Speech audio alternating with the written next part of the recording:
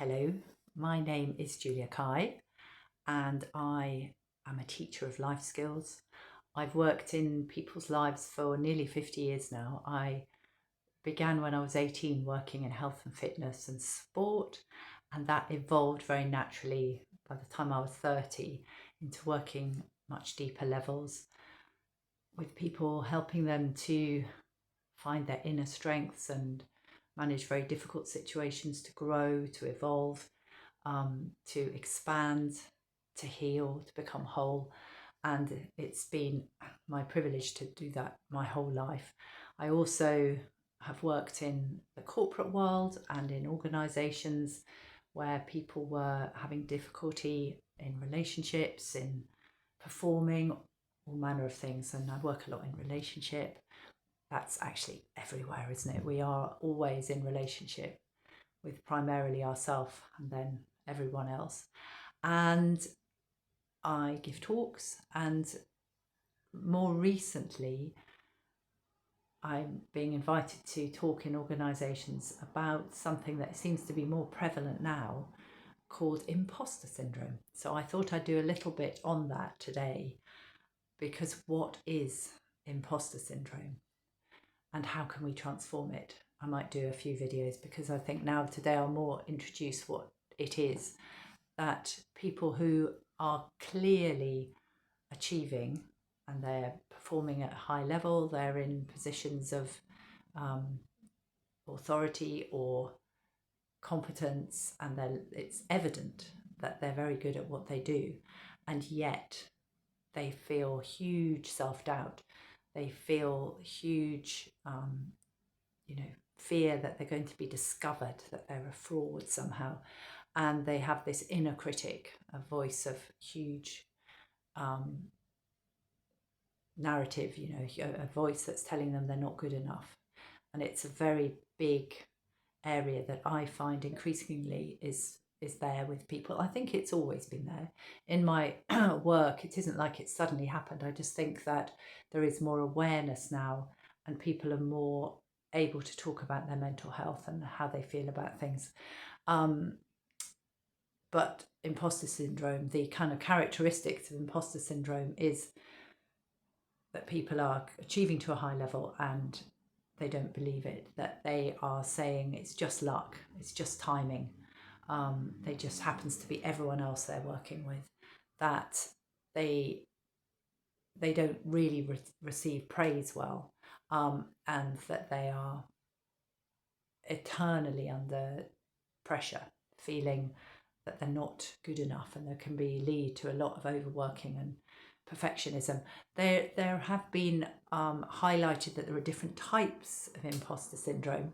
I would say they all lead back to the same thing, that people are just not feeling good enough and feeling under pressure and feeling tense and somehow feeling they're going to be discovered, that they're not actually who they say they are, even though there's evidence that they are.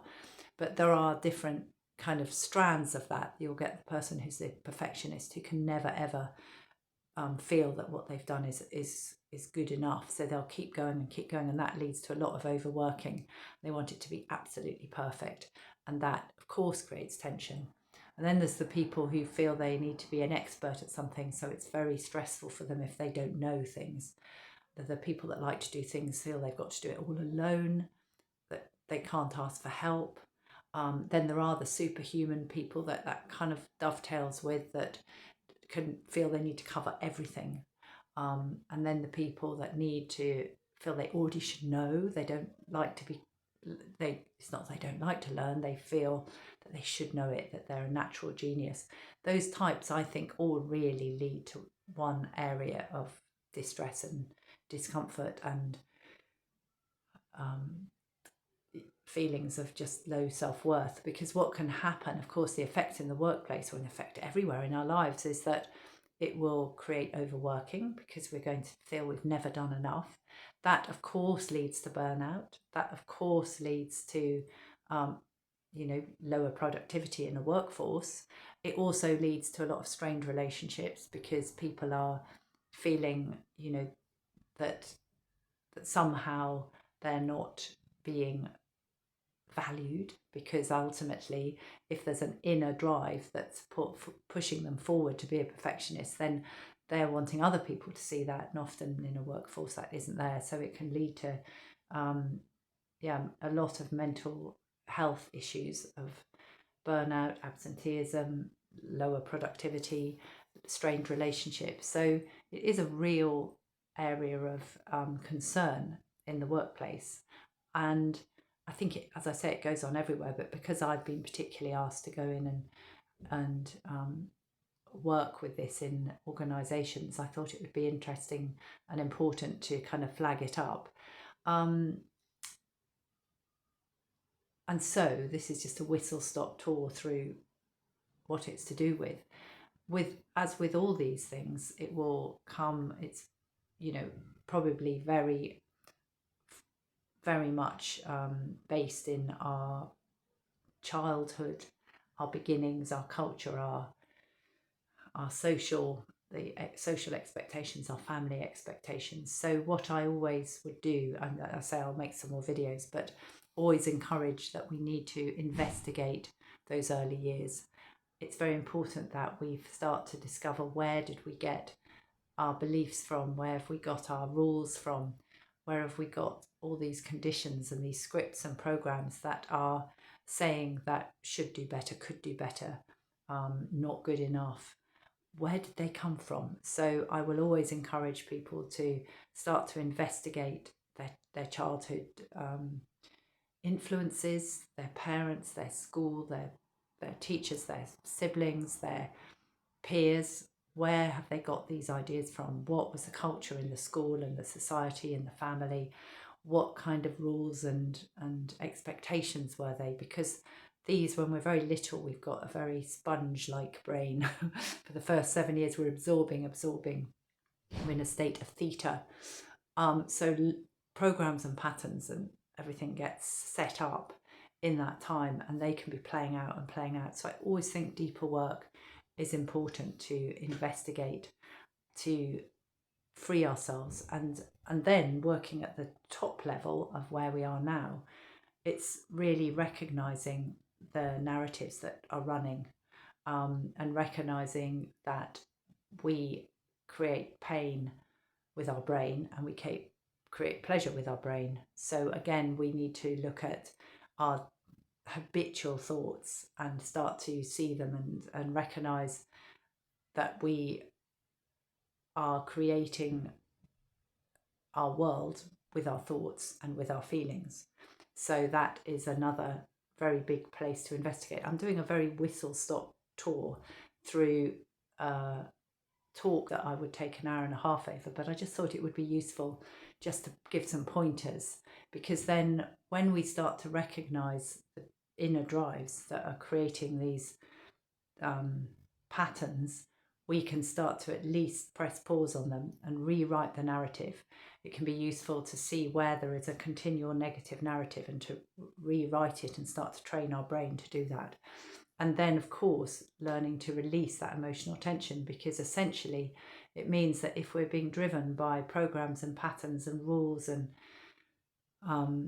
narratives that aren't ours and they're actually coming from our past, then of course we are operating in a very stressful way, and it's not the truth of who we are. So of course then I would encourage people to start to learn to meditate. But first of all, it's a good place to start is to know that, find the still point in the breath, breathing in deeply into the tummy, breathing out, finding that space at the bottom of the breath, because that at least starts to give an experience of stillness. And sometimes people have never meditated at all, so just sitting and watching the breath and knowing that the thoughts, or starting to experience the thoughts, are just going by, and they're like clouds on a clear sky, and we're finding the clarity in the stillness. So therefore starting to learn some techniques, and starting with the breath is very good.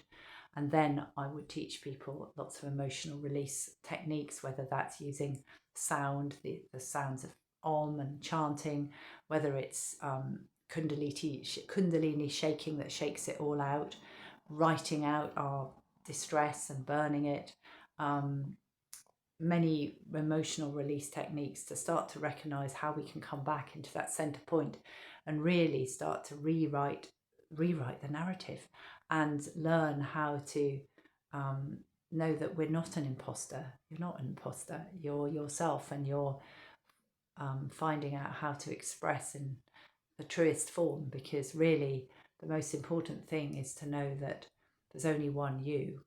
And if you're not expressing yourself fully from your essence, then the world's missing out. And if you are caught in scripts and programs and patterns, and they may have made you succeed, but actually at what cost? So this doesn't mean that you suddenly wouldn't succeed, but you can come from the place of stillness, and then everything changes, and then you're not caught in this eternal loop of I'm not good enough, I'm not good enough, so I've got to push harder and push harder and push harder.